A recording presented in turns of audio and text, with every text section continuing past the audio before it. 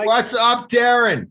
We're hyped up. Good to see you. You got a lot of photos in the back there. Or are those awards from various local Kiwanis clubs? I can't see. What are those? The old school 8x11s that they used to send you if you used to write before 2005 when Yes. there's no JPEGs or GIFs. But I have to say, big fan of both of you. Mike, I grew up watching Nickelodeon. Michael, Community, Rick and Morty. Come on.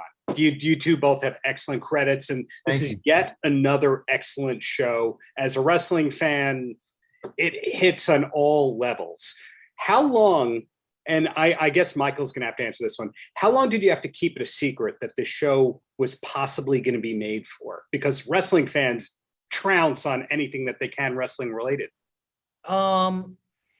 Yeah, I mean, it feels like there's always a few different wrestling shows in development, and if you have one of those shows, you're always panicked when another one gets some traction.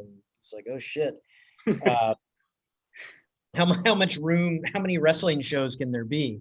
But I think what you realize is this world is so big and so rich that actually there's room for shows like Glow, and then a show like this, which is totally different.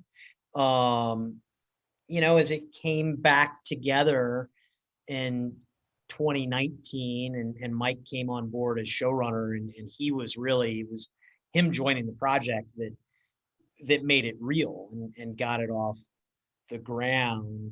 We were able to work under cover of darkness for a little bit, but I think once the news broke that Stephen Amell and Alexander Ludwig had been cast, and suddenly there was a lot of excitement, a lot of buzz, but it's good. I'm a huge wrestling fan. I'm a smart mark. I'd like to think of myself as one. I hope the wrestling fans are pumped. Now, Mike, in your case, not only the showrunner, also on camera in a great role. Did you study a lot of tape on Paul Heyman for this role? It's funny you say that. I didn't know much about him, and Michael and I talked about that. And Paul Heyman was so great on the microphone, and such a force. We talked briefly about that. I did not grow up with an awareness of him, but I certainly appreciate, is what he did, and I think both of us want to do a little bit more of just the on the microphone, hopefully if we're lucky enough to get a second season, on the microphone, off the cuff, just these promoters, like the promoter with the wrestler who's out there just whipping people into a frenzy. We want more of that. And I actually think the DWL, can use more of it as they grow. I think it's going to be necessary. Well, looking forward to speaking to both of you in the near future, and I'm going to totally talk your ear off about the composer Jeff Cardoni and all that, but congratulations on this show. It is wonderful. Looking forward to past the 4th episode. I love it. Wait, hold on. So you like the music? Did you dig the score?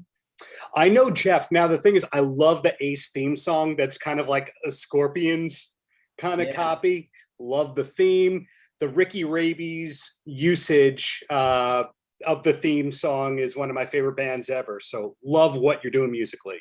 So yeah, Jeff Cardoni is fantastic. Michael and I both fell in love with it, and he wrote the main title song with Ben from Band of Horses, and I remember Michael and I just totally trying to just give him our feedback, and then Michael sent me a text. It was one of the best texts of the show. It was like, I want to run through a wall right now. And it was just, it's so great when you see musicians like Jeff Cardoni and music supervisors like John Leahy, who brought us Jeff Cardoni, put together this whole other element of the show that lifts it and takes it to another level.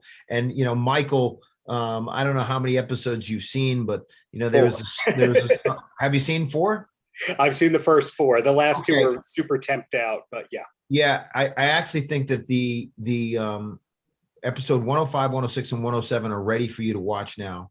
But there's a song, American Cowboy, the use of that when Tom Spade is running the beginning of, I believe it's episode 3, and it's just fantastic, and it just makes you feel emotionally just so much more than without the music. So I'm psyched. Thank you both for your time. Love the show. Keep it up. Thanks, Darren. I'm going to send you an 8x10 of me on Nickelodeon. All right, You're going the extra space there next to Ted. right there. Right. Okay, see you. Thanks, guys. See you, man. Paltrocast.